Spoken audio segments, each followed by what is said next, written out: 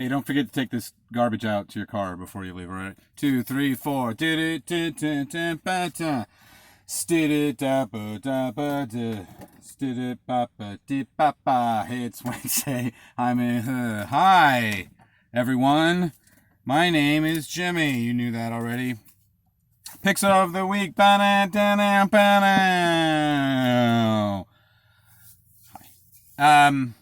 Yeah, today was a little bit of a bigger day down at the old shop than it was certainly last week. I think I got 3 comics last week. I got 4. No, I got a good handful, about what I usually get. First up, we have Fantastic Four Empire number 0. A couple weeks ago, they put out the Avengers one. This is one of those Marvel events where Fantastic Four and the Avengers get top billing for some reason. It was similar with House of M, which was kind of like the first of this era of major Marvel crossovers, where House of M was Avengers and X-Men House of M. It's still, House of M was, a line-wide crossover. Everything that happened in that affected everything in the Marvel Universe, not just the Avengers and the X-Men, but they were like the main characters. So I feel like this is a similar thing. And this is essentially, they should really just call this Al Ewing's Kree Skrull War, because that's really what it is. Al Ewing is a British writer. He's been writing for comics for at least the last 10 years. Especially at Marvel. He's really hit the ground running over there with Immortal Hulk and stuff. And he's a huge Marvel guy.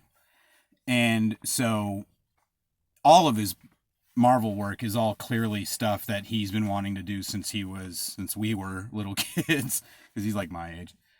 And thusly, it's like, I feel like nowadays, since most comic book writers are my age or of my generation, a few years younger, a few years older, that I'm enjoying comics more now than I have since I was a kid, because when I was a kid, they were being written for me, and I was a kid, I didn't know any better. And now it's like they're being written for me again, because these guys who were kids when I was a kid have the same kind of sensibilities and stuff like that. It's all very echo chambery. It doesn't necessarily it's not the sort of, not necessarily the sort of comic books, this is like superhero comics. It's not, your artier comics, which I like too. I'm definitely rambling, but yeah, I'm excited. I'm full. I was a little coolish on Empire when it was starting, but now I'm fully into it. But also, I did read the original Kree Skrull War. Oh, maybe I should fill you in. The Kree Skrull War was a very big deal in the Avengers, and I want to say it's like the high 100s, like the 160s. So it would have been like late 60s, early 70s. It was the first kind of longer event that Marvel really tried, where it expanded over, and it was Roy Thomas. It was Roy Thomas's last hurrah, I think. It was the last thing Roy Thomas did at Marvel before he quit, before he came back. And so he got to use all the Golden Age heroes that he really likes and all this stuff. And it was brilliantly drawn by Neil Adams.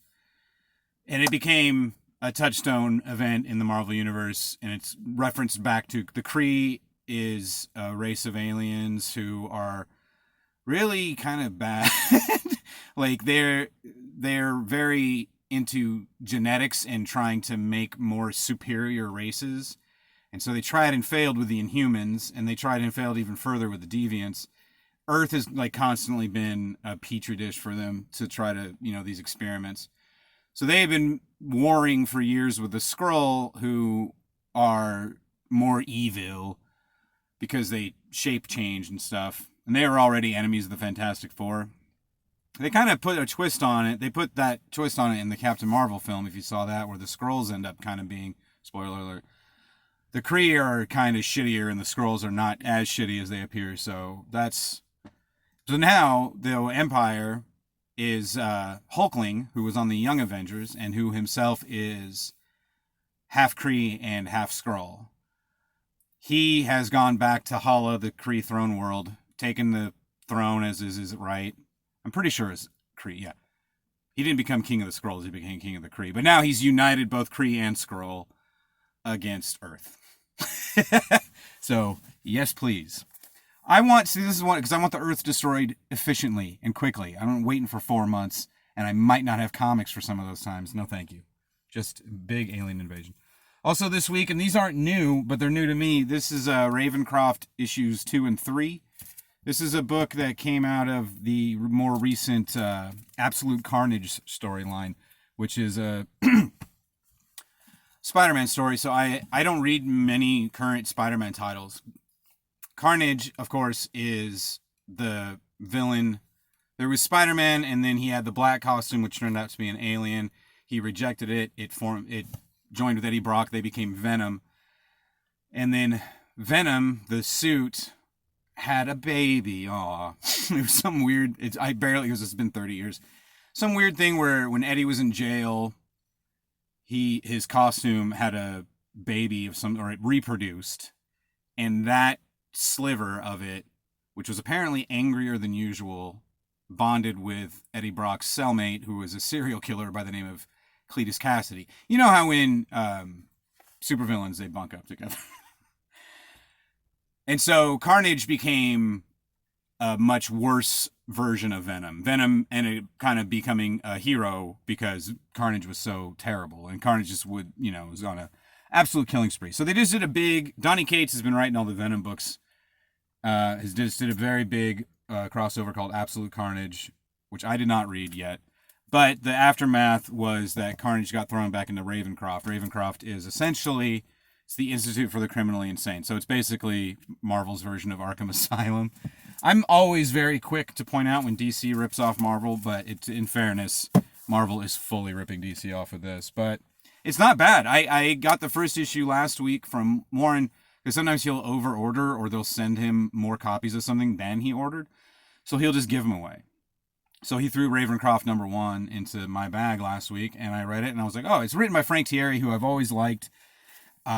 It's always hard for me to think of books he's written off the top of my head because he's that kind of writer. He's kind of Chuck Dixon-y in that he writes a lot and, he's not flashy. He doesn't have, a real, I'm trying to not damn him with faint praise. He's not very flashy or stylistic, but he's really good. And so he just cranks out good comics. So that's what I'm ultimately always in the market for. So this is another one of those. And then finally, these aren't, #1 is old, but #2 came out this week. This is Old Haunts, #1 and 2. It's published by AWA, which, unless I'm very much mistaken, is being run by one of Marvel's former bigwigs. Let me check it out. Hold on. Yeah, Axel Alonso, who used to be CEO or CFO or some sort of hotshot over at the Marvel Comics Group, has formed his own comic book company, the AWA. There's another, that Year Zero book, that zombie book I've been reading, is also an AWA. I don't know anything about this. It looks like kind of a gangster thing, which is totally up my alley. But Rob Williams is another British writer who, again, about my age, and wrote for Marvel for a while. And he wrote some his run on Ghost Rider is up in my top 5 runs on Ghost Rider for sure. And I don't know what he's been doing lately. He wrote a lot for that Ghost Rider run was around Fear itself. So I want to say that was like 07. Or was that Civil War? Civil War was 06 and then Fear itself was 07. That sounds right. It's hard to keep all these Marvel events straight over 20 years. But I'm going to do it, by God. All right, that's Picks Out of the Week. And now Picks Out of the Last. So I did get a lot of reading done. This weekend, I took, I mentioned yesterday, I took like an extended weekend, to celebrate the independence of our nation by laying very still for most of it. So I did get a lot of reading done. Was it as much as I would have liked? I'll let you fill that in. First up was, this is the picks of last week first. The Boys Dear Becky #2. Yeah, this was great. It's still just super good boys stuff. I don't have much to add to it. It's, at this point, though, like I was saying, like I've been saying, I like how I was like, oh, maybe Ennis will give Becky more something to do. Not only has Becky not had more to do, Annie's not had anything to do. It's almost like Garth Ennis is messing with us now. He's like, oh, I'm going to actually write fewer female characters. Don't let the subtitle fool you. To me, it's not a huge deal, but I would like to see, I do like that there is more diversity in comics than there ever has been. And it would be nice if some of the older guard would, maybe kind of, And I'm not asking that of Garth Ennis because, first of all, he's my favorite writer. Second of all, I think our Garth Ennis, and this is me just making excuses, I think, but I know personally I am terrible at writing female characters. And so rather than get better at it, I just kind of avoid it. that's not a good thing. I don't want to do that. I don't write much fiction anymore anyway. But that's what it feels like. Garth Ennis is like, I don't know, because he's a war writer. He writes comic books about war. Even his superhero books, they're all war. His horror books, war. That's what he likes. So there you have it. But speaking of girl power, All America Comics #1. This was a one shot, and I forwarded the theory last week that this was Joe Casey wanting to do a story with America Chavez, and I'm not any less convinced that. I mean, I'm not 100% convinced it's true, but I'm much more my theory bore up mostly. It's very similar to that character, but really good and really fun, and nothing in there that I don't think Marvel would have objected to on its own, but maybe they just took a pass on it. Or maybe, but that's just the only thing making me think that it's not is because I don't know that Joe Casey ever even came close to writing America Chavez. So I don't know why that would be a thing. Yeah. And then finally last week I read the goddamned The Virgin Brides #1. This was a lot of fun. R.M. Muera, who I believe is Spanish, incredible artist. And I haven't really seen him do much since Scalped ended, and that was like in 2010, something like that. It was a while ago. Did you hear how Fargo he is? Oh yeah, this is real good then though. Yeah, this is a real savage story too, because it's about, like I was saying before, it all takes place in like biblical times. It's not biblical whatsoever. It's why it's called the Goddamned. So it's about this tribe, and they sacrifice their young daughters to these angels who don't appear to be very angelic. I don't think we've quite seen them yet, but they are not marrying these young girls, as it turns out, which would have been horrifying enough. But it's really good, man. Jason Aaron, absolutely one of my best writers. I'm very proud of him. Also, this weekend, I finally got caught up on Kaiju Max. This is Volume 4, Season 4 of Kaiju Max, subtitled Scaly is the New Black. I feel like I might have mentioned this before, but I don't think I've really, because this was a book that I've really, really been into since it started, but I lost track of it when I quit the shop that I used to work at, and it's on Oni Press, which is pretty small. I mean, they're bigger than, they're not just publishing out of a closet. I always thought they were about the size of Boom or Dynamite or any other, like, sizable indie press, but I don't even know. I mean, I can't even get Kaiju Max through Diamond, I don't think. Maybe Oni told Diamond to go screw before DC even did. But regardless, I'm finally caught up. He's currently on Season 5, like Issue 3. So let me explain. If you couldn't tell from the title, Kaiju Max, it is a story. It's a prison story, but about giant monsters, your Godzillas, your Mothras, etc.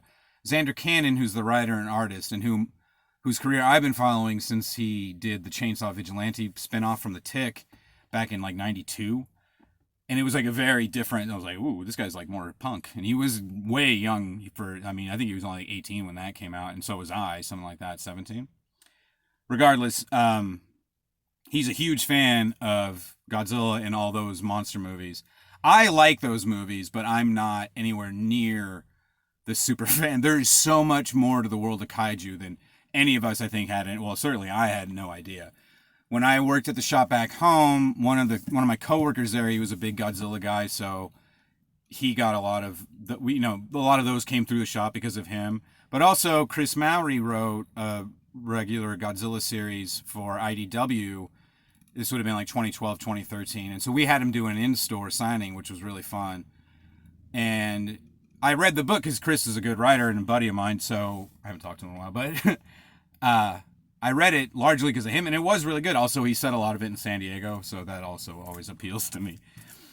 But this book, man, it's it's a very silly book, right? A prison for giant monsters.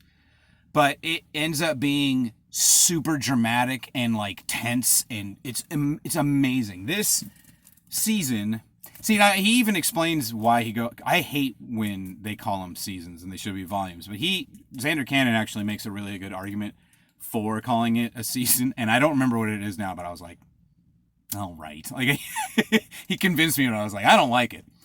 So it's best to read them from the beginning, but you could pick this book up and like each season does kind of stand on its own. It's like I say, better to read from the beginning. This one is the women's prison, and our main character, her name eludes me now, Dr. Jian, who was a doctor in the men's prison across the water, but who ended up she fell behind a murder rap, so now she's in the women's wing of Kaiju Max. And so it's very much, this story is very much, I haven't watched Orange is the New Black, but it's very much in that vein, I believe, of somebody's new in prison, and so we're seeing everything through their eyes, and then there's all these other things, and there's gang initiations, and there's pressures, and there's religion comes in. It's amazing. I cannot stress it enough. This is probably my favorite season. It's also the only one I've read in a sitting, because I usually read these books weekly or monthly, so sometimes it doesn't, but if I sit and read them all in one go, I'm like, holy crap, this is really good. Speaking of which, I also read Analog Volume 2. And I read Volume 1, and like I'm saying, I didn't really remember a whole lot of it, but reading this, it started to come back. Analog takes place in the not too distant future when the singularity is hit and there is essentially no internet anymore. Very little technology at all, digital technology anyway. So our main character, and it's subtitled a cyber dystopian noir, which is exactly what it is. It's a dystopic future. Our main hero is a courier, and so since they can't digitally, you can't fax or email things anymore, he has to carry papers, very, very, very, very, very important papers across the country, etc. So he gets mired in this big, like a noir story. You definitely want to read Volume 1 before you read Volume 2. And the end of this seems pretty final. So I'm not sure if there's going to be a third volume, but I'll be sure to keep you posted. And finally, this is the entire series of Days of Hate. This is a 12-issue series that came out in 2018. I think it was 2018. Very prescient. It felt like reading it.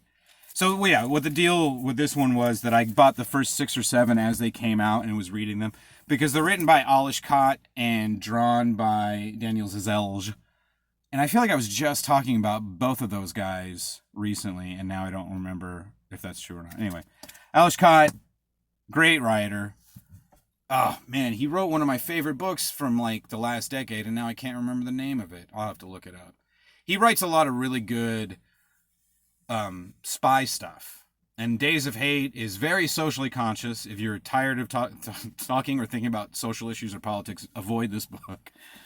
But it's a book about, it's the not too distant future. The government has taken a much keener interest in how we all live our lives, and so it follows the story of these 2 women who were married. One is now revolutionary, the other has become kind of a sellout. And we follow both their stories as they have split from each other. And then the guy in the middle, at the top of the triangle, on top, he's on one of the corners. He works for the government, but he's also sleeping with this one. He's trying to catch this one. It's a whole thing. But it's just amazing. This is one other one where I read it from week to week, because right around the same time he was doing a similar book called The Wonder Years. The New Wonder... Man, I gotta lay off the... But he did it with Tradd Moore, and it was a very similar theme. Very different art. Tradd Moore is a very different artist than Daniel Zizelge. They're both very talented, but very different. And good God, has this been 20 minutes? What was I saying? Oh, right. So that was only 3 issues. So this one was a little, when I finally just was like, I got to order the rest. I had like 8 or 4 issues left, 5 issues left. So I ordered them, and I was just gonna read them, and I was like, I should go back and start from the beginning, because it's been 2 years since I read this book, so I'm glad I did. Cannot recommend this enough. This was absolutely the best thing I read this week. And I will shut up now. All right, everybody. We'll see you about picks of last week. All right, there's more trash down in the milk crate, too. No, the one I sit on sometimes during therapy. All right, so that's about it.